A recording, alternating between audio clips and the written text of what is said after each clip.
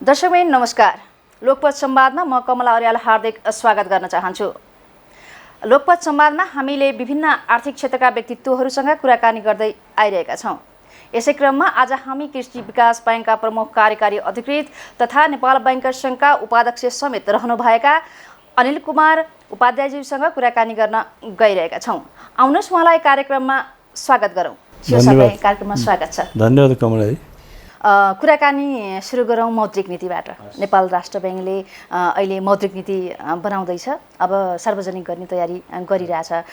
Banker एसोसिएसनले पनि बैंकको तर्फबाट चाहिँ विभिन्न सुझावहरू दिएको छ मौद्रिक नीतिका लागि। अब तपाईँहरूका मुख्य सुझावहरू के छन् सारांशमा सर भनिदिनुहोस् न। मुख्य सुझाव त कस्तो हुन्छ भने अब फिजिकल पोलिसीले लाई सपोर्ट गर्नलाई मोनेटरी पोलिसी राष्ट्र बैंकले निकाल्ने हो, प्रत्येक वर्ष निकाल्ने हो। त्यसको आधारबाट चाहिँ सरकारले लिएको नीतिलाई सपोर्ट गर्नलाई वित्तीय क्षेत्रमा बैंकिङ सेक्टरको, खास गरी बैंकिङ सेक्टरमा बसेको हामीहरूको भूमिका चाहिँ ठुलै हुन्छ। किनभने हाम्रो पनि जिडिपीको साइज र हाम्रो पनि बैंकिङ सेक्टरको साइज पनि ठुलो भइसकेको हुन्छ।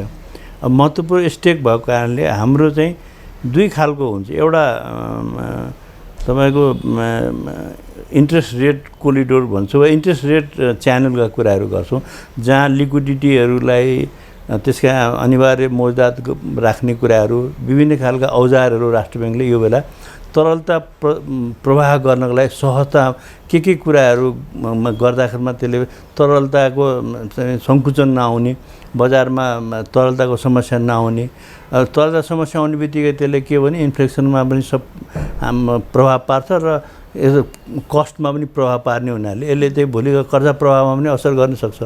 त्यस कारण एकातिर त्यो हुन्छ नि, अर्कोतिर चाहिँ स्मुथ बिजनेस अपरेसन, जो व्यवसायहरू गर्ने, नयाँलाई पुरानोलाई संरक्षण गर्ने, नयाँलाई चाहिँ नयाँ इन्ट्रीको चाहिँ कुराहरू हुन्छ। अनि लक्षित समुदायमा पुग्नुपर्ने, प्राथमिक क्षेत्रमा जानुपर्ने, डिप्राइभ सेक्टरमा जानुपर्ने र व्यवसायलाई पनि एउटा चाहिँ भनौँ न रोजगारीमूलक अवस्थामा ल्याउनु पर्ने। त्यो सँगसँगै हाम्रो चाहिँ अर्को पाटो के हुन्छ नि, वित्तीय उपकरणहरूको माध्यमबाट बैंकहरूले पनि आफ्नो 20% भएको लिक्विडिटीलाई त्यसलाई चाहिँ आफ्नो औजारको रूपमा रहेर आम्दानीका स्रोतहरू, तरलताको व्यवस्थापन सँगसँगै आम्दानीका स्रोतहरू व्यवस्थापन, यी 3-4 पक्षहरूले लाई समेट्ने गरी मौद्रिक नीतिले काम गर्ने भएकोले यो सहजता चाहिँ अपेक्षा हामी बैंकले पनि स्मुथ काम गर्न पाउने, उद्यमीहरूले पनि आफूले चाहेको चाहिँ उसले चाहिँ सुविधाहरू, ब्याज दरका कुराहरू, टर्म एन्ड कन्डिसनका कुराहरू र यतातिर इन्फ्लेसन पनि नहुने गरी, कस्ट हाई नहुने गरी यो चाहिँ तरलताको अवस्था पनि चाहिँ मेन्टेन गर्ने कुरालाई नै मौद्रिक नीतिले समेट्ने हुनाले हामी यो तीनै पक्षमा चाहिँ सबैले विन विन अवस्थाको अपेक्षा राखेका छौँ। बैंकका अध्यक्षज्यूहरूले यो लामो समयदेखि उठिरहेको बैंकलाई चाहिँ ब्रोकर लाइसेन्स दिनुपर्छ भन्ने कुरा पनि उठिरहेको छ, यो कुरालाई पनि उठाउनु भएको छ। अहिले चाहिँ के छ अवस्था? अब अहिले दुईवटा कुरा हामी पेन्डेमिकको बेलामा छौँ। पेन्डेमिक भनेको यो महामारीको सङ्कट बेला अन्तर्राष्ट्रिय संसारै अहिले यसमा चाहिँ ग्रसित छ, इकोनोमी नै यसमा ग्रसित छ। फुड क्राइसिसका कुराको फोरकास्टहरू भइरहेछ।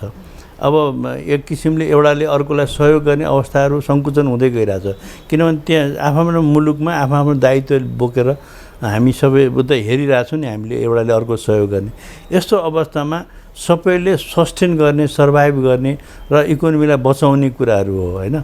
यसमा हामीले हिजो एउटा सामान्य अवस्थामा केही कुराहरूको चाहना राख्नु त्यो नराम्रो उपकरण होइन। त्यसलाई त्यो किनभने व्यवसायसँग जोडिएका कुराहरू भएको हुनाले त्यसलाई दिँदैमा अझ संस्था, किनभने बैंक त वित्तीय संस्था यस्तो संस्था जसले प्रत्येक 3 महिना आफ्नो ब्यालेन्स सिटहरू, आफ्नो चाहिँ नाफा नोक्सानहरू पुरै प्रकाशित गर्छ। ब्याज दर, कमाई, नाफा नोक्सान, सम्पत्तिको अवस्था, सारा चाहिँ प्रतिफलका कुराहरू गर्छ भने प्रत्येक वर्ष चाहिँ समय सीमाभित्र बसेर सकेसम्म साधारण सभा गएर आफ्नो दायित्व, त्यो एउटा पब्लिक इमेजमा बैंक एउटा यस्तो संस्था छ जसले ट्रान्सपरेन्सी रूपमा काम। त्यस कारणले यो सेक्टरमा त्यो चिजको अपेक्षा हुनु अस्वाभाविक मानिँदैन क्या।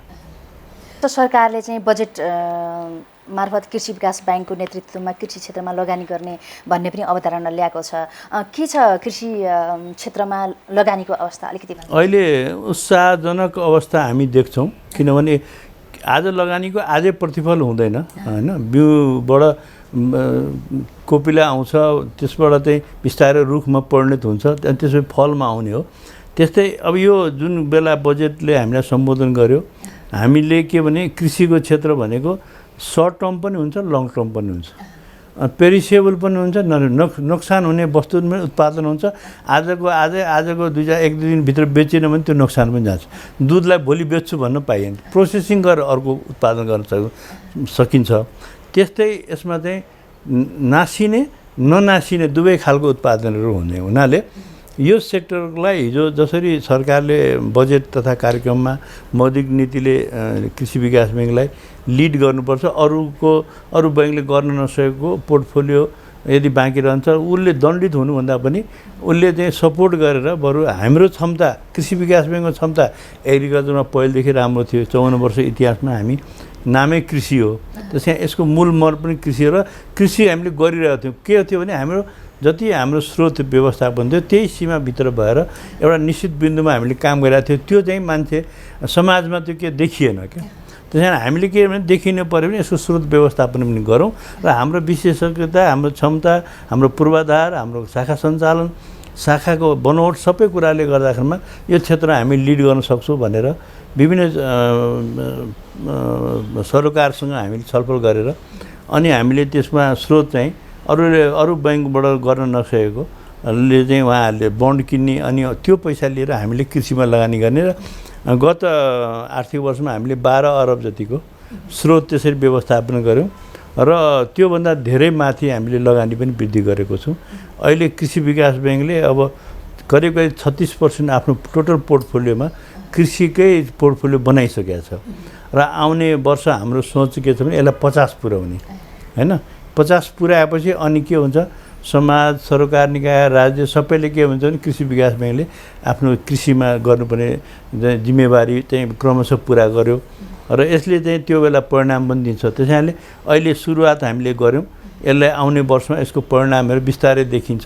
उत्पादन वृद्धिमा देखेला, रोजगारीमा देखेला, आयात प्रतिस्थापनमा देखेला। त अब एउटा ब्याङ्कले सबै फेरि देशको काम पनि गर्ने होइन, केही अंशमा बढी अंश गर्ने हो। त्यति हामीले चाहिँ त्यो खालको एउटा वातावरण बनाएर अगाडि बढिरहेको छौँ। जस्तो राष्ट्र ब्याङ्कले सीमा पनि तोकेको छ, कति कुन क्षेत्रमा कति लगानी गर्ने भनेर सीमा पनि तोकेको छ। विगतका वर्षहरूमा पनि ब्याङ्कहरूले राष्ट्र ब्याङ्कले तोकेको सीमा मिट नगरेका घटनाहरू पनि छन्। अझ तपाईँहरू चाहिँ अब स्पेसल्ली कृषि विकासलाई बढी फोकस गर्ने भएर जस्तो र तपाईँ चाहिँ एसोसिएसनको एउटा पदाधिकारी भएको पनि नाताले ब्याङ्कहरूलाई तपाईँहरूले कसरी लिड गर्नुभएको छ कृषिमा लगानीका लागि? मैले भनिहालेँ अघि नै, उहाँहरूले नगरेको चाहिँ यदि अवस्था नपुग्ने अवस्था, गर्न नसक्ने अवस्था छ भने उहाँहरूले हाम्रो बन्ड किन्नुहुन्छ, हामीले समय हामी जारी गर्छौँ। जस्तो यो अहिले 6 महिनाभित्र हामीले 2 पटक जारी गऱ्यौँ होइन। असाढमा पनि गऱ्यौँ, माघमा पनि गऱ्यौँ होइन। हामीले 2 पटक 6 अरबको गऱ्यौँ। त्यसमा उहाँहरूले बिड गर्नुहुन्छ, म यति चाहिँ लिन्छु भनेर। अनि बढी पऱ्यो भने हामी प्रो डाटा बेसमा उनीहरूलाई रेसियो मिलाएर दिन्छौँ। अब ठिकै पऱ्यो भने उहाँहरूले राखेको जति पाउनुहुन्छ।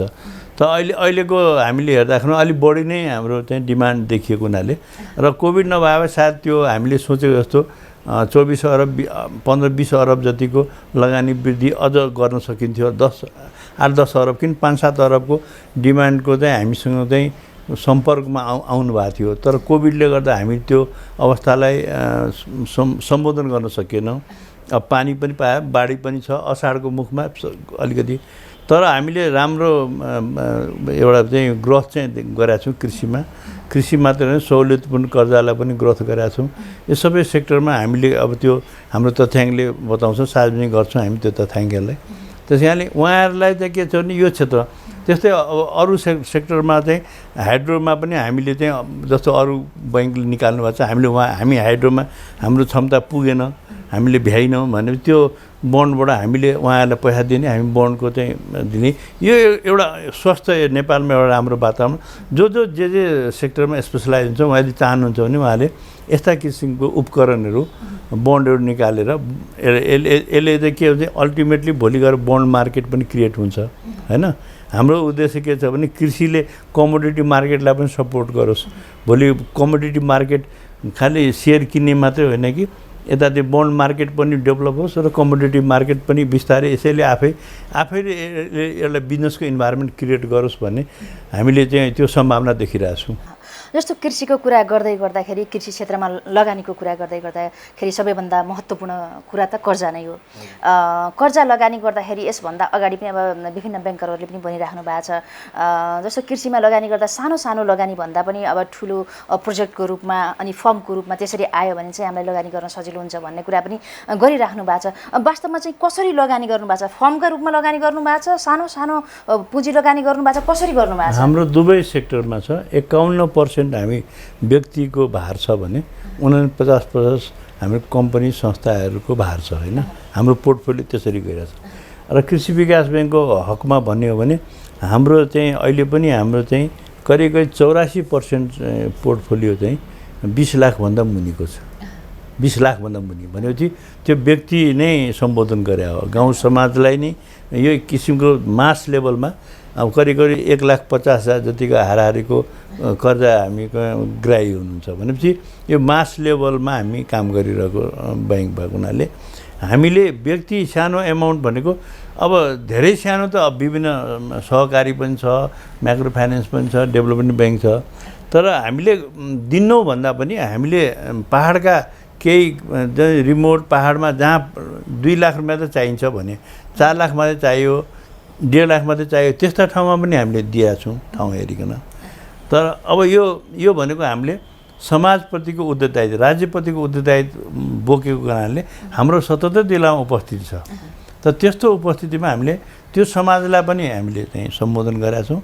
र ठुलो आउनुभयो भने अरबौँको प्रोजेक्टहरू पनि हामीले कृषिमा लगानी गरेका छौँ।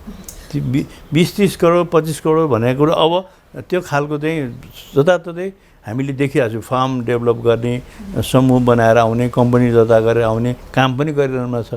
एक्सपोर्ट ओरिएन्टेड पनि हुनुहुन्छ। एकदमै अहिले मान्छेमा के छ भने एग्रिकल्चर सेक्टरको लागि अब कमर्सियलाइजेसनको लेभलमा ल्यायो नि सरकारले पनि यसमा अनुदान दिएको, ब्याज अनुदान दिएको हुनाले त्यो पनि एउटा चाहिँ आकर्षणको बिन्दु भएको छ। जस्तो कृषिमा लगानीकै कुरा गर्दाखेरि अब जस्तो ठुला प्रोजेक्टहरू नेपालमा कतिको सम्भव छ ठुला प्रोजेक्टहरूमा लगानी गर्न? अब त्यस्तो खालको अब भनौँ न ठुलो प्रोजेक्ट फर्म बनाएर अनि भनौँ न सबै सेयर धनीहरूलाई चाहिँ एकै ठाउँमा बनाएर त्यसरी चाहिँ गर्दाखेरि चाहिँ एकतिर कृषि चाहिँ प्रवर्धन गर्न सजिलो हुन्छ भने अर्कोतिर ब्याङ्कलाई पनि लगानी गर्न सहज हुन्छ भन्ने बहसहरू पनि उठिरहेछन्। के छ अवस्था? यो त राज्यको नीतिमा आधारित हुन्छ। राज्यको भूमि व्यवस्था कस्तो हुन्छ, ल्यान्ड किन मसिनो ल्यान्ड छ कि धेरमा नेपालमा जति किसान छ सबसँग सानो ल्यान्ड छ क्या, थोरै भए पनि ल्यान्ड छ। अब कति त ल्यान्डलेस पनि होला होइन। तर एभरेजमा हामीले पपुलेसनको एनालाइसिस गर्ने भने मसिनो ल्यान्डको सङ्ख्या धेरै छ। अनि मसिनो ल्यान्ड छ, कतै अनयुज ल्यान्ड पनि छ होइन। कति युज हुने तर उहाँहरू आफू चाहिँ बाहिर बस्ने, अब कुनै कारणले चाहिँ उहाँहरूले व्यावसायिक हुन सक्नु भएन। यस्ता खालकोलाई राज्यले भूमि ब्याङ्कको कन्सेप्ट पनि ल्याएको त्यसैको लागि हो क्या। र अहिले आएर चाहिँ यसलाई चाहिँ यो भूमि ब्याङ्क वा स्थानीय रूपमा त्यो फर्महरू इन्टिग्रेसन गरेर दर्ता गर्ने, कहीँ न कहीँ त्यसलाई कानुनी मान्यता त पाउनु पऱ्यो नि त।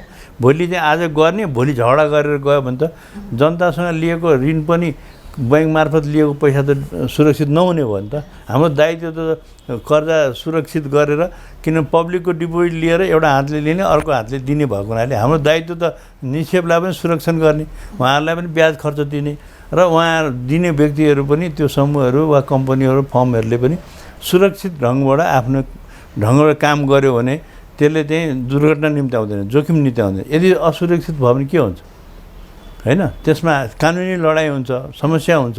त्यसैले यो सबै सेक्टर यसरी, तर अहिले धेरै स्केलमा त्यो आइरहेछ। लिजमा लिने अनि आफ्नो प्रपर्टी पनि राख्ने, लिजमा पनि लिने, अनि लिजमा लिएर अनि कर्जाको विस्तार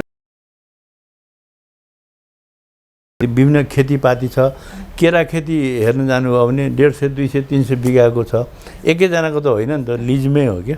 त्यस्ताहरू हामी चाहिँ अहिले धेरै माछा पोखरीहरू छ होइन, यस्ताहरू अब फलफुल खेतीहरू छ, धेरै अहिले तरकारी खेतीहरू पनि मान्छे टनेलका बनाएका छन्, गाउँ समाजमा लिजमा छ, बाहिरबाट फर्काएको छ, उहाँहरूले लिजमा लिइरहनु भएको छ। यो सम्भावना अब नेपालमा अब यसले एउटा परिस्थिति सिर्जना पाएको हुनाले अब मान्छेहरूमा त्यो चेतना पनि जागेको छ। अब किन गएर अन्त दुःख गर्ने, यहीँ बरु देशमै दुःख गर्नुपर्छ। विभिन्न खालका नयाँ युथहरूको सोचाइ अर्कै छ, ट्रेनिङ लिएर आएको सोचको छुट्टै छ। त्यहाँ ट्रेडिसनलबाट अब सिफ्ट चाहिँ भएको छ। निर्वाहमुखी जुन हाम्रो कृषि प्रणालीलाई अब ग्रेजुअली अब समाजमा त्यो परिवर्तनहरू हामीले देखेको हुनाले लगानीको विस्तार पनि त्यही अनुसारले भइरहेको छ। त्यसैले नभएको होइन, हामीले खोजेको आज कुरा गरेर आजै रिजल्ट हामीले खोजिरहेको छौँ, त्यो होइन। आजको कार्यक्रम पोहोरको ब्याज अनुदानले त 1 वर्षमा सबै कुरा कायापलट हुने होइन, तर मान्छेमा चेतना, लगनशीलता, त्यसले बजारीकरण, बजारको व्यवसाय विस्तार गर्ने होइन, यस्ता कुराहरू हामीले चाहिँ सम्भावना देखिरहेको छु। किन हामी बढी अलि त्यो कार्यमा बढी भएको हुनाले यसको सम्भावना बढी छ। जस्तो सहुलियत दरका कर्जाका कुरा गर्नुभयो यहाँले। सहुलियत दरको कर्जाको कुरा गर्दाखेरि अब लामो समयदेखि यी कर्जाहरू चाहिँ कार्यान्वयनमा छन्। अब ब्याङ्कहरूले भनौँ न, राष्ट्र ब्याङ्कले तोके अनुसार अब कर्जै नगएपछि चाहिँ राष्ट्र ब्याङ्कले कोटै तोकेको छ। अब यस्तो अवस्थामा पनि प्रभावकारी रूपमा जान सकिरहेको छैन। अब तपाईँहरू त स्पेसल्ली सरकारी ब्याङ्क भएको भएर तपाईँहरूकोबाट अलिक बढी गएको छ, त्यही पनि अब सीमित शीर्षकमा 10वटा शीर्षकका कर्जाहरू छन्, सीमित शीर्षकमा गएको छ। यो चाहिँ यसको ग्याप चाहिँ कहाँनिर हो सर? जस्तो अब कृषिमा त राम्रै गएको छ, यसको ग्याप चाहिँ कहाँनिर हो? किन चाहिँ यो प्रभावकारी? यो एउटा कुरा के, दुईवटा पाटोबाट हेर्नुपर्छ। कार्यक्रमलाई सफल बनाउने कि वितरण प्रणालीमा जाने, हाम्रो एउटा त्यो छ। अहिले त पेन्डेमिकमा हामी धेरै ओपन, किनभने जसले लिने हो उहाँले बजारमा वस्तु नै निर्माण गर्न सक्नुहुन्न, बेच्न सक्नुहुन्न भने त्यो कर्जाको विस्तार खोज्नु पनि हामीले चाहिँ एउटा सान्दर्भिकता आउँदैन। तर जुन बेला बजार थियो त्यो बेला गर्ने हेर्नुपर्छ, तथ्याङ्कले त्यो हेर्नुपर्छ। त्यो बेला जुन बेला नर्मल थियो, यदि त्यो बेला ग्रोथ छ, त्यसले कसैले पाएको छ भने त्यो तथ्याङ्कलाई हामीले केलाएर हेर्दाखेरिमा बैंक तथा वित्तीय संस्थाले काम गर्यो गरेन भन्नुहुन्छ। अब पेन्डेमिक लकडाउन भएपछि त्यहाँ त तपाईँहरूले रिजल्ट खोज्नुभयो भने यसले के हुन्छ भने मान्छेलाई दबाब मात्रै सिर्जना गर्छ क्या। तथ्याङ्क मैले भने अहिले पनि वितरण होइन कि गुणस्तरीयता हो। एउटाले असल काम गर्यो भने अर्कोले पनि असल काम गर्नुपर्छ। त्यसै यसको पछाडि हाम्रो चाहिँ के हो त फ्याक्ट समस्या, एउटा लिट्रेसी। अब लिट्रेसीको कुरा मैले भने अहिले सामान्य कुरा होइन कि लिट्रेसी। एक दिन 2-4 दिन हामीले तालिम दिएर बिजनेस प्लान अकाउन्टिङ कुराहरू सबै कुराहरू छ नि। भोलि उसले लेखाङ्कन गर्ने कुराहरू छ। भोलि कम्पनीमा गयो भने, भोलि कम्पनी छ भने छुट्टै कुराहरू आउँछ, कम्पनी छैन व्यक्ति छ भने फेरि रेकर्ड किपिङहरू हुँदैन। त्यसैले हाम्रो एउटा कल्चर पनि बसेको छैन हामी, किनभने हामी जे गरिरहेछौँ नेपालमा एउटाले गरेपछि त्यसैको पछाडि लागिरहेछौँ होइन। त्यसैले एउटा यो सबैको कम्पोजिसन हो क्या। नलेज दिनेले नलेज दिनु पर्यो होइन। अब त्यो व्यक्तिले तिरेन भने के हुन्छ त, तिरेन भने के हुन्छ, त्यसको पछाडि हामी किन छलफल गर्दैनौँ? तिर्दिन भन्ने भावना हामीले कसरी लिने, त्यो एउटा थियो। गऱ्यो भने त्यसलाई कसरी अझ सपोर्ट गर्ने, त्यो पनि एउटा महत्त्वपूर्ण छ। कसैले मानौँ न त्यो पैसा लियो, कसैले जुत्ता कारखाना सानो गर्यो र उसले भोलि सोरुम राख्दै ठुलो स्केलमा जान्छ भने त्यसलाई कसरी सपोर्ट गर्ने, त्यो पनि नीति पनि हामीले कसरी बहस गर्ने, त्यो पनि एउटा आवश्यक छ। त्यसैले यसमा मैले देखेँ यो कुराहरूमा जस त कहिले पनि हुँदैन क्या। यो जस हुँदैन। किन जस हुँदैन? अब ठुलो ऋणीले पायो भने उसको चार्ट एकाउन्टेन्ट पनि हुन्छ, कम्पनी हुन्छ, स्टाफ हुन्छ, सारा डकुमेन्ट उसको सब मिला हुन्छ। तर तल उहाँहरूसँग त्यो खालको क्यापेसिटी डेभलप हुँदैन। ऋण लिने प्रयोजनको लागि मात्रै दस्तावेजहरू तयार हुन्छ कि त्यसपछि त्यो खालको चाहिँ वातावरण हुँदैन। जस्तो अहिले भनौँ न, रिएस्टर चाहिँ गर्नु पर्यो भने अनि बिजनेस प्लान ल्याऊ भनेपछि उसले बनाउनै सक्दैन क्या। यो राज्यको जिम्मेवारी स्थानीय तहकोबाट पनि हामीले केही अपेक्षा राख्नुपर्छ जस्तो छ। त्यही यस्ता कुराहरूमा स्टेकहरू अरू स्टेकहरूले पनि इम्पावर गर्दै लैजानुपर्छ क्या। अनि कुनै कुरामा हामी कमी छ भने त्यसमा बसेर हामीले यसलाई अझ यसरी जाउँ त, यसको अहिले पैसा लास्ट इयर या यो वर्ष गएको वर्ष त्योभन्दा अघिल्लो वर्षमा हामीले दिएकोले कति उत्पादकतामा वृद्धि गर्यो त, यसले कति रोजगारीमा सपोर्ट गर्यो त, र कतिले दुरुपयोग गर्यो भन्ने कुराको फ्याक्ट फाइन्डिङमा हामीले बहस गऱ्यौँ भने मलाई लाग्छ यसले फेरि अर्को जुन मिसम्याचहरू छ त्यसमा चाहिँ हामीले सुझबुझसहित हामीले अगाडि बढ्न चाहिँ मद्दत गर्छ जस्तो लाग्छ मलाई। अर्थ मन्त्रालयले यो कार्यविधि पनि संशोधन गर्दैछ अहिले, विगतका दिनहरूमा पनि अब 2-3 पटक संशोधन भइसकेको छ कार्यविधि। अब यो कार्यविधि संशोधन भएर आइरहँदा पनि भनौँ न यस बिचका ग्यापहरू हटिरहेको अवस्था छैन। अब नयाँ संशोधन भएर आएपछि के संशोधन हुन्छ भनेर हेर्नै बाँकी छ। त्यहाँ पनि त हजुरहरूले चाहिँ यो के ग्याप छ, के समस्या छ भनेर त पक्कै पनि सुझाव त दिनुभयो होला। ठिक छ, अब त्यसमा हामीले राज्यलाई दिँदा राज्यको आफ्नो दृष्टिकोण हुन्छ। हामीले दिने भनेको च्यानलले ब्याङ्कर एसोसिएसन थ्रु जाने हो, हामी राष्ट्र ब्याङ्क थ्रु जाने हो, सिधै हामीले गएर दिने पनि होइन। व्यक्तिगत सम्बन्धले कहीँ कतै कुरा भयो भने त्यो त हामीले गरि नै रहेको हुन्छौँ।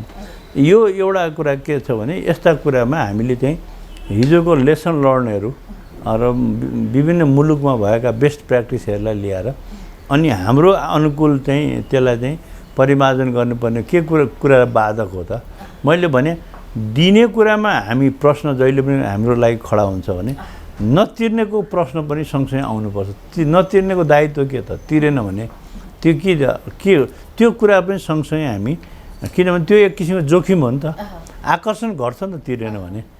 त्यसको जस्तो मैले भने अहिले कसैलाई हामीले चाहिँ तागिता गऱ्यौँ रे, पैसा तिर्नुहोस्, ब्याज तिरिदिनुहोस्, तपाईँ अलिक गुड क्लाइन्ट भएर बसिदिनुहोस् भने अब अहिले होइन हामीलाई नतिर भन्यो भने के हुन्छ? त्यसले त सँगै त्यो भने होइन नि त, कारबाही पो नगर भने हो कि, पैसै नतिर भने होइन नि त। तपाईँलाई कालो सूचीमा नराख, धितो लिलामी नगरेर सूचना प्रकाशनहरू गरेर कारबाही गरेर अहिले बेला होइन, पेन्डेमिक बेला एउटा।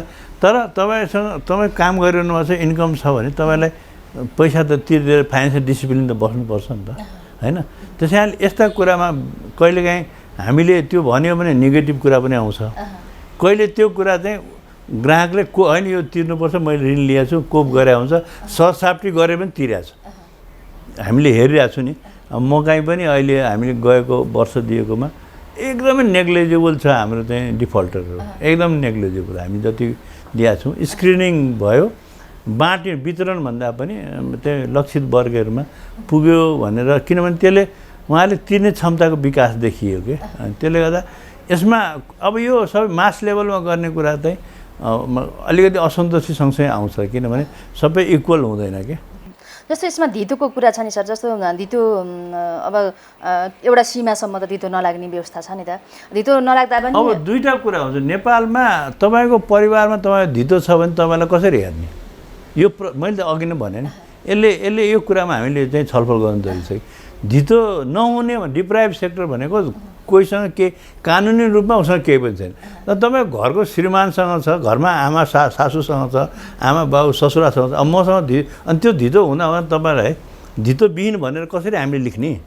डिप्राइभ सेक्टरमा हामीले अहिले जुन दिइरहेछौँ, दिने कुरा गरेका छौँ, यो कुरामा हाम्रो चाहिँ कहिलेकाहीँ के हुन्छ ग्राहकहरूसँग बहस हुन्छ क्या, मेरो नाममा छैन भने, मेरो नाममा भएर भएन नि। समाजको प्रतिनिधित्व हुनुहुन्छ भने तपाईँले त्यो घरको प्रतिनिधित्व हुन्छ भने तपाईँको घरको सम्पत्ति हुँदाहुँदै सम्पत्ति छैन भने कसरी हामीले लेखेर दिने? यो एउटा आफैमा बहस छ होइन, यो त सबैलाई दिनुपर्छ भनेर कि नीतिगतै आउनु पर्यो होइन। त्यसै तपाईँले कार चढेर आउनुहुन्छ, मलाई बिना धितो ऋण कर्जा चाहिँ चाहियो महिला उद्यमी भन्यो भने अनि हामीले हुन्छ भन्न सक्छौँ त? एउटा भने कि तर यसको मतलब कार चढ्ने बित्तिकै सबै सम्पत्ति हुन्छ, लोनमा पनि हुन्छ कार होइन। त्यहाँ त्यो कुराको हामीले विश्लेषण गरेर कस्तोलाई टार्गेट गरेको हो यो, कस्तोलाई कुन डिप्राइभ भन्ने बित्तिकै त्यसको परिभाषा के हो त? डिप्राइभ भनेको परिभाषाभित्र हामीले सबैले बसेर काम गर्ने पनि समस्या छैन। तर डिप्राइभको नाममा म यो वर्गमा पर्छु, म वर्ग परेको हुनाले पाइन्छ भन्ने कुराको हामीले स्कुलिङ चाहिँ बुझाउनु जरुरी छ क्या। त्यही त एक त तपाईँहरूले यो तल्लो तहमा गएर राम्रोसँग यस सम्बन्धी बुझाउन सक्नु भएन कि, अर्को कुरा चाहिँ जुन कार्यविधि संशोधन भइरहँदाखेरि यिनी कुरा त जस्तो धितो छ भने धितो राख्दा के बिग्रिन्छ र घर राख्यो भने, घर राखेर कर्जा निकाल्यो भने ब्याङ्कले त घर खाइदिने त होइन, ऋण तिरेपछि फिर्ता दिन्छ भन्ने तपाईँहरूको बुझाइ हो नि त। त्यो भने कार्यविधिमा त्यही अनुसारको तपाईँहरूले किन गर्न सक्नु भएन त? अहिलेसम्म संशोधन भएर आइरहेछ। हामी कार्यान्वयन गर्ने इकाइ हो होइन, कार्यविधि बनाउने इकाइ होइन होइन। तपाईँहरूले सुझाव त दिन सक्नुहुन्छ। त्यो त सुझावमा त अब त्यो त अब समय सापेक्ष सुझाव दिने भन्ने कुरा त दिनै रहेको हुन्छ। राज्यको प्रणाली के हुन्छ भने यो गरिब जससँग केही पनि छैन, उसले के गरेर खान्छु इलम छ, त्यो वर्गलाई हेर्न खोजेको हो नि त। केही पनि छैन, केही पनि नभएको भनेको मैले अहिले पनि भने, मैले भन्न खोजेको के भने यो बुझाउने तपाईँको काम हो, सञ्चार मिडियाको काम हो कि होइन? सञ्चार मिडियाले यसले व्यापकता किन गरिएन त? सञ्चार मिडियाले यो वर्गलाई मात्रै हो भन्ने कुरा व्याख्या गरिदिएको भने त असजिलो हुन्थ्यो नि त। त हाम्रो काम के हो भने हामीले आफ्नो सीमाभित्र बसेर, आफ्नो बजेटभित्र, कार्यक्रमभित्र बसेर वर्ष दिन कति काम गर्ने त्यो सीमाभित्र बसेर प्रत्येक बैंक वित्तीय संस्थाले गर्ने हो। त्यो सीमाभित्र बसेर गरेन भने पेनाल्टी गर्ने राष्ट्र ब्याङ्कको चाहिँ छँदैछ हाम्रो रेगुलेटरीको हिसाबमा, रेगुलेटरले गरिहाल्छ। त्यहाँ गऱ्यो भने त हामीलाई त्यो कुरामा केही छैन। हामीले जवाबदेही चाहिँ मैले अहिले भने हामी जवाबदेही चाहिँ अब यही कुरालाई पनि बैंक तथा वित्तीय संस्था अब हामीले छलफल आजै नगरौँला, तर छलफल के गर्ने यो डिप्राइभ सेक्टरलाई पनि हामीलाई लाग्छ हामीले जस्तो मानौँ एक किसिमबाट माइक्रो फाइनेन्स डेभलपमेन्ट ब्याङ्क सहकारी कसैको थ्रुबाट पनि स्थानीय सहयोग गर्ने वातावरण मिल्यो भने अझ राम्रो हुन्छ कि, त्यो पनि एउटा हामीले हेर्नुपर्ने हुन्छ। हामीले एउटा होलसेल रूपमा ल हामीले 5 करोड लगानी गर्नेछ, 10 करोड लगानी गर्ला, 20 करोड लगानी गर्ने, त्यो कुरालाई पनि हामीले त्यो बाटो पनि यदि हामीले पहल ल्याउन सक्यौँ भने स्थानीय तहमा त अझ प्रभावकारी हुन्छ कि, त्यो पनि एउटा चाहिँ हामीले बहस गरौँ। यो त समयले नै आफै बनाउँदै जान्छ लास्टमा। तपाईँले जति काम गर्यो अनि तपाईँले त्यसमा एचिभमेन्ट भएन भने समयले आफै सुधार गर्छ क्या। तपाईँ एचिभमेन्ट भयो भने त्यसलाई फलो गर्दै जानुहुन्छ, एचिभमेन्टमा ग्याप भयो, प्रगतिमा हाम्रो चाहिँ न्यून आयो भने त्यसमा हामी सुधार गर्ने पक्षहरू आफै बहसमा आउँछ अनि सुधार गर्ने हुन्छ। अहिले पेन्डेमिकको बेलामा मैले भने अहिले असोजको फर्स्ट क्वार्टरमा पेन्डेमिक थियो, लास्ट क्वार्टरमा पेन्डेमिक, बिचको 6 महिना त हो नि। 6 महिनामा हामी पेन्डेमिक पिरियडमा हामी चाहिँ मै आइसियुमा तपाईँ कोभिड लाएर आइसियुमा, म फिल्डबाट फर्केकै ज्वरो आयो होइन, रिक्स लिएर काम गरिरहेकै हो नि हामीले होइन। त्यस कारण कृषि विकासमा 40% मान्छेलाई कोभिडको इम्प्याक्ट पऱ्यो। संजोगले कुनै दुर्घटना भएन आफ्नो ठाउँमा होला होइन, उच्च व्यवस्थापनदेखि लिएर फिल्डका भयो। त फिल्डमा काम गरेको हुनाले भएको हो नि त, घरमा बसेर त हुँदैन थियो होला नि त, हामीले पनि लकडाउन भनेर बस्दै भए हुन्थ्यो। त्यहाँले यो यदि प्रगति भएन भने त्यो समीक्षा र प्रगति नहुने कारणका समीक्षाहरू भयो भने त्यो परिस्थितिमा आफै सुधार गर्ने वातावरण बन्छ। हामी सबै स्टेकले त्यो कुराहरू अब हामीलाई चाहिएको बेला हामीले पनि फिडब्याक दिइरहेको हुन्छौँ। राज्यले हेर्ने दृष्टिकोण छुट्टै हुन्छ होइन, हामीलाई कुनै मन पर्ला कुनै मन पर्ला व्यक्तिगत कुरा हो, तर राज्यकोले जुन जिम्मेवारी दिएको छ त्यो कुरामा कसैले पनि नाइ भन्दैन कि, सहजता असहजताको कुरा मात्रै हो कि। तपाईँहरू पनि वित्तीय साक्षरता कार्यक्रम सञ्चालन गरिराख्नु भएको छ, वित्तीय साक्षरता मार्फत पनि तपाईँहरूले चाहिँ भनौँ न गाउँ गाउँमा अब यो एउटा बहस हो क्या। यो कस्तो हुन्छ भने तपाईँले यो मैले अहिले देखेँ यो अरू यो त म के भन्छु भने यो एजुकेसनको पहिलो क्लासदेखि नै यो ब्याङ्किङ यो बेसिक कुराहरू हो कि, एजुकेसनदेखि आउनुपर्छ क्या। तलदेखि नै मान्छेलाई अब तपाईँ यहाँबाट इजरायल जानुभयो भने मैले वित्तीय सहायता दिनँ भने त्यो इजरायलमा ब्याङ्किङ नर्म्स उसले केही पनि बुझ्दैन क्या, त्यो त मान्छे फेलियर हुन्छ नि उता गएर। त्यो कारणले हाम्रो सोच कहाँ हुनुपर्छ भने बेसिक लाइफमा पैसा भनेर सबभन्दा ठुलो कुरा हो। यो त एजुकेसन, स्वास्थ्य, पैसा यस्ता कुराहरू एजुकेसन सिस्टमले पनि इम्पावर गर्दै ल्याउनुपर्छ क्या। अनि वित्तीय साक्षरता भन्यो भने त्यसले सम्पूर्ण त्यो 2-4 दिनको कोर्सले सम्पूर्ण सर्टिफिकेटै पाउने होइन क्या। वित्तीय सहायताले तपाईँले फाइनेन्सियल डिसिप्लिनको कुरा गर्छ, यसो गर्नुहोस् भने खाता खोल्ने कुरा बताउला, परियोजनाहरू यसो छनौट गर्नुहोस्, यो आधारमा गर्ने हामीले टिप्स दिने हो क्या। त्यो टिप्स नै सम्पूर्ण सर्टिफिकेट जारी भए जस्तो हुँदैन क्या। यो अलिकति हामी पनि कस्तो भने सबैले के हुन्छ त्यो एउटा दिएपछि दियो क्या, होइन। त्यो त निरन्तर कुरा हो। मान्छेलाई एउटा कुरालाई छुट्टै वित्तीय सहायता दिनुपर्छ, अर्को विषयलाई दिनुपर्छ। यसमा त स्थानीय तह पनि त्यतिकै आफ्नो पपुलेसनको आफ्नो वडामा को एजुकेट छ को एजुकेट छैन, एजुकेसन लिएको मान्छेले डिल गर्ने र नलिएकोबाट डिल गर्ने फरक पर्छ ब्याङ्किङमा। फाइनेन्सियल डिसिप्लिन मेन्टेन गर्ने कुराहरू भयङ्कर ठुलो हो। त्यहाँ यो सबै कुरा एउटाको टाउकोमा जिम्मा दियो भने के हुन्छ भने उसको क्षमताले भ्यासम्म गर्ने न हो, होइन। ब्याङ्कले आफ्नो क्षमता भ्यासम्म गर्ने हो, नगर्ने भने होइन कि। आफ्नो बिजनेस प्लान हुन्छ, लिमिटेड स्टाफ हुन्छ, एरिया लिमिटेड हुन्छ, त्यो मिलाएर गर्नुपर्ने हुन्छ। कोटा त पुरो हामीले दिएको हुन्छ, तल गरिरहेको हुन्छ, होइन। तर नगरेपछि ग्रोथ 27-28% कसरी हुने त्यो कर्जाको विस्तार भएको छ कि छैन? यो वर्ष 20% हुनुपर्ने थियो, 27% प्लस भयो, 7% बढ्यो। कर्जाको ग्रोथ त भएको छ नि त, भन्छ नभएको होइन क्या, भएको छ। हामीले पनि अहिले हेरिरहेको छौँ, समीक्षा गरिरहेको छौँ। गर्दा कति कर्जा ग्राहक बढ्यो त, कति निक्षेप कर्जा बढ्यो भने, कति चाहिँ पेमेन्ट सिस्टममा मोबाइल डिजिटल सिस्टममा चाहिँ मान्छेहरू बढ्यो त, त्यो हामीले हेरिरहेको हुन्छौँ कि। अब कहिलेकाहीँ हामीले सोचेको लक्ष्य छिटो पुरा हुन्छ, कहिले सोचेको लक्ष्य छिटो पुरा हुन्छ, त्यति मात्रै हो। समग्र ब्याङ्कको अहिलेको चाहिँ प्रगति सामान्य एउटा जानकारी जस्तो भन्न, यति टोटलमा हामीले कति बिजनेस बढायौँ, कति समग्र प्रगति चाहिँ समग्रमा अब निक्षेप अब 47 खरबको हाराहारी प्लसमा छ। अनि लोन चाहिँ 41.5 को समग्र ब्याङ्किङ मतलब ब्याङ्क तथा वित्तीय संस्थाको कुरा गरेँ होइन। त्यसैमा अब 5 खरब प्लस चाहिँ क वर्गको कम भएर बाँकीको 5 अरब र यतातिर 41 अरब चान्चुन आउँछ। अर्को साइडमा हामीले उतापट्टि 4.5 अरब जतिको डिफ्रेन्स छ। 4.5 अरब ब्याङ्क वित्तीय संस्थाहरूले गर्यो, ब्याङ्क क।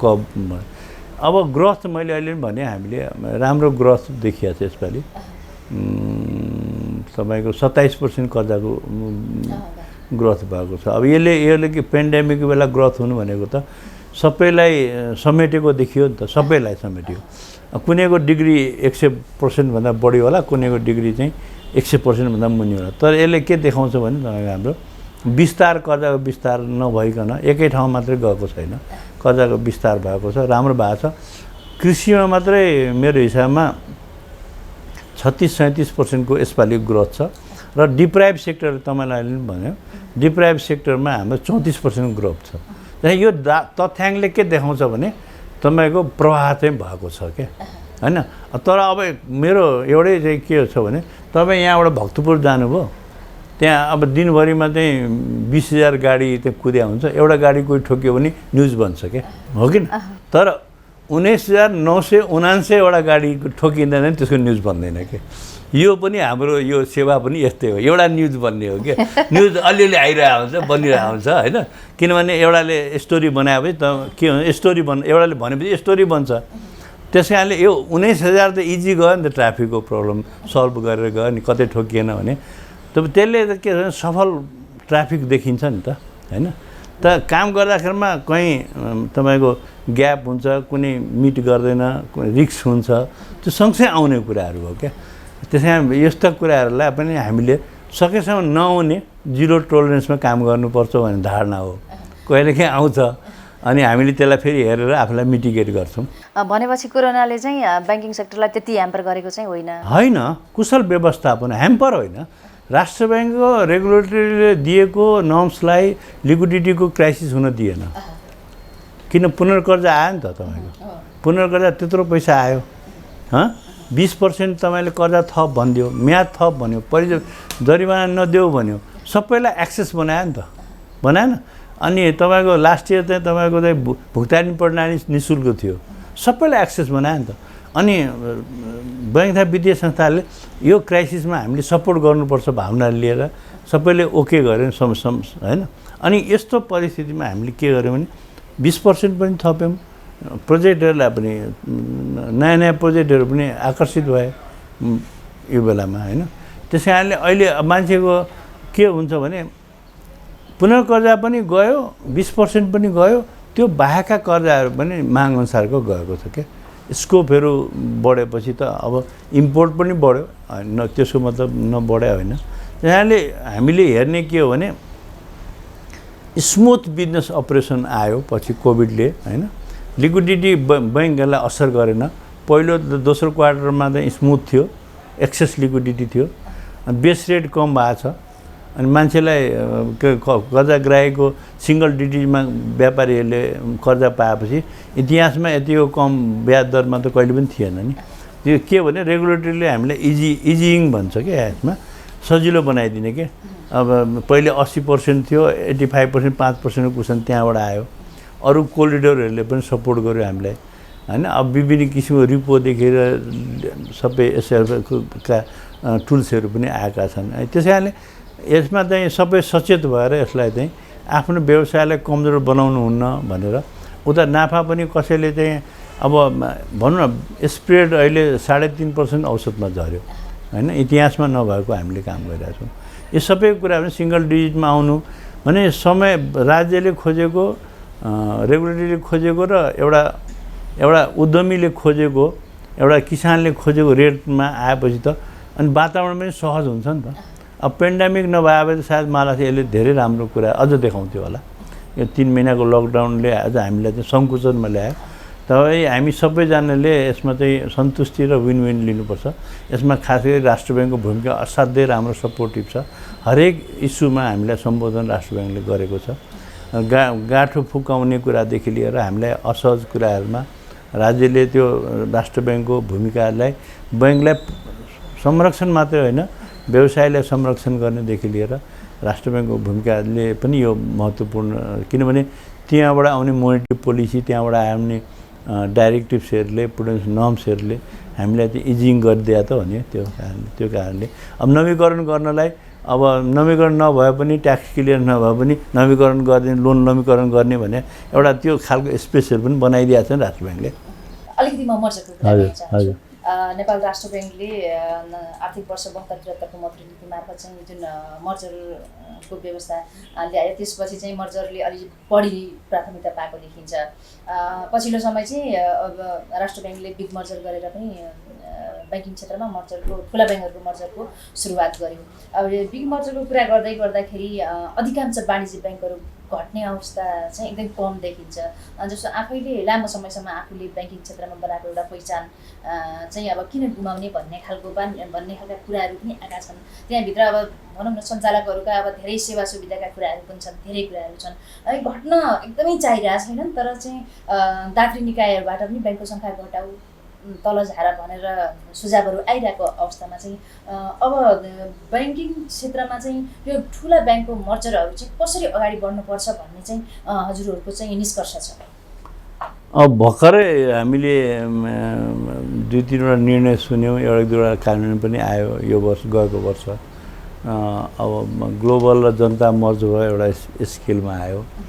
अब अस्ति पनि हिमालय ब्याङ्क र एनआइबिएलको कुराहरू आयो होइन।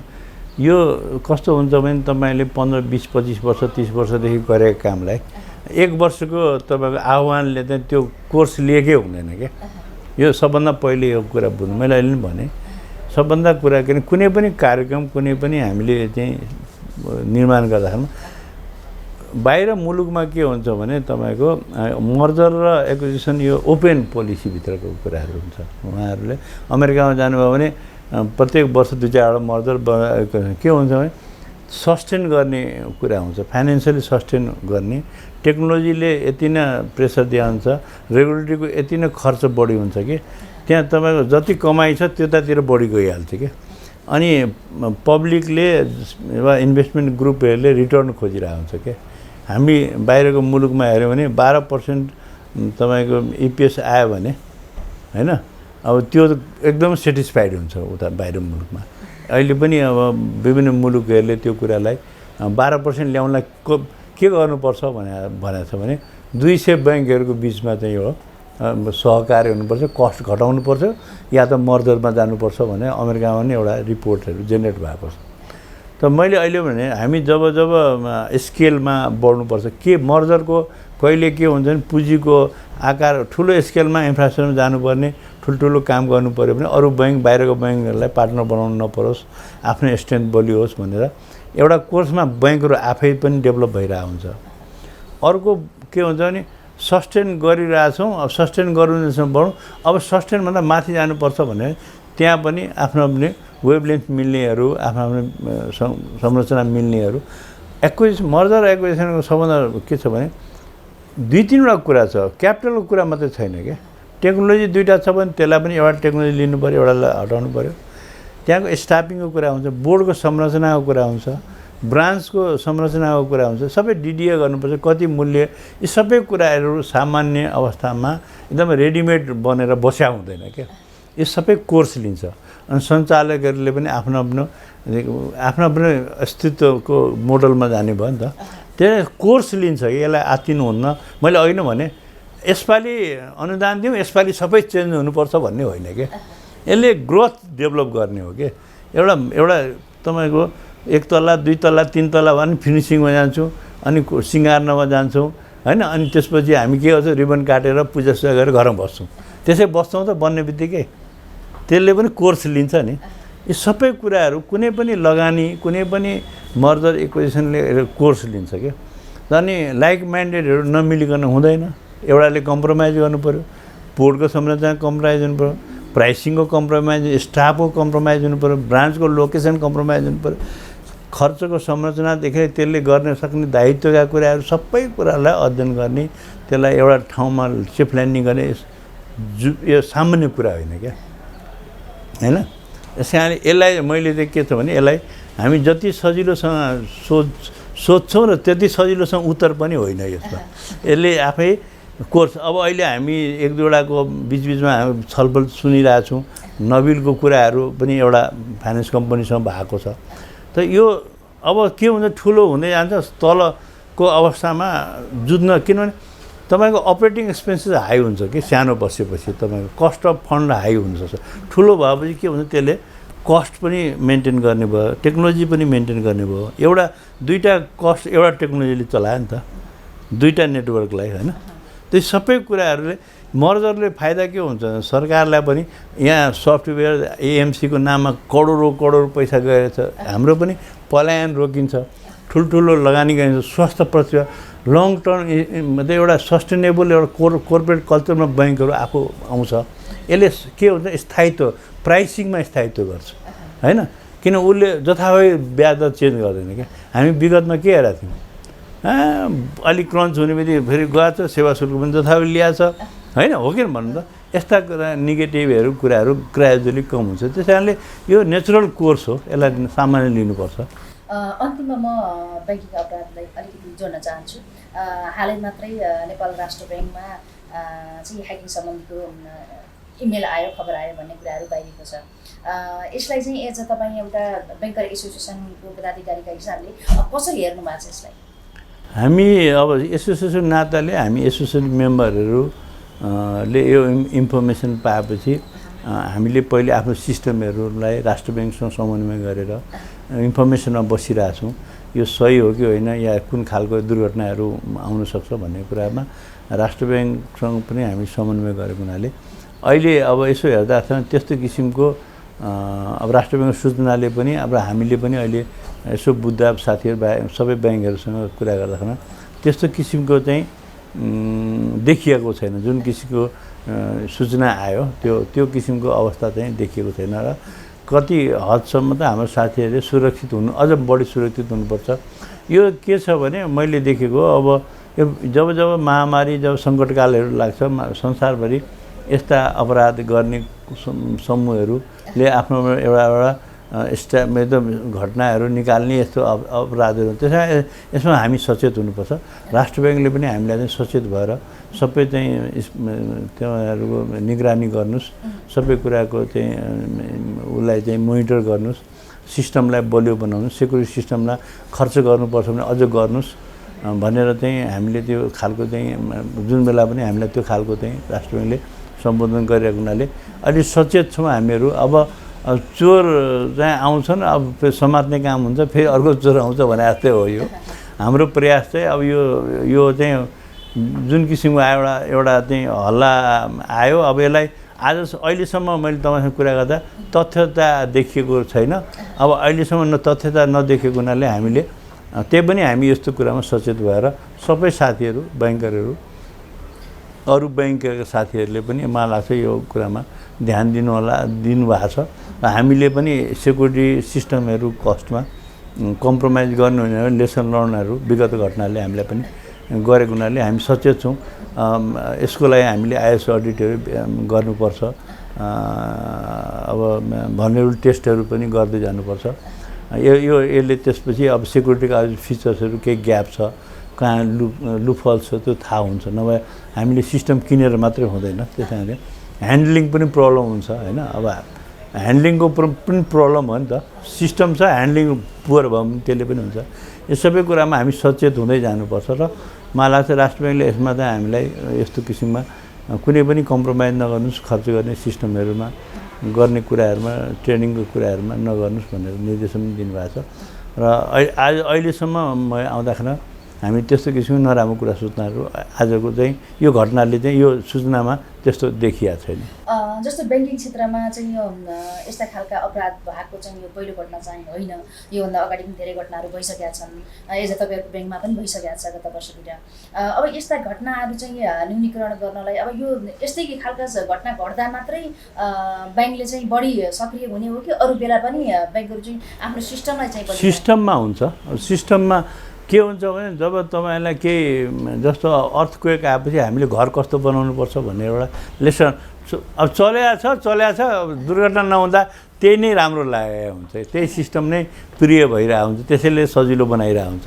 अनि अब जब कुनै दुर्घटनाहरू, कुनै न्युजहरू पढिन्छ यस्तो छ भने त्यहाँ चाहिँ हामीले अहिले केन्द्रीय ब्याङ्कले पनि यस्तो कुरामा हामीलाई चाहिँ तपाईँहरू सिस्टम यो अहिले वास्तविक मलाई लाग्छ मर्जरको वान अफ द रिजन त्यो पनि हो कि एउटा क्यापेसिटी पनि एउटा ठुलो बनाउने, पुँजीको पनि बनाउने होइन।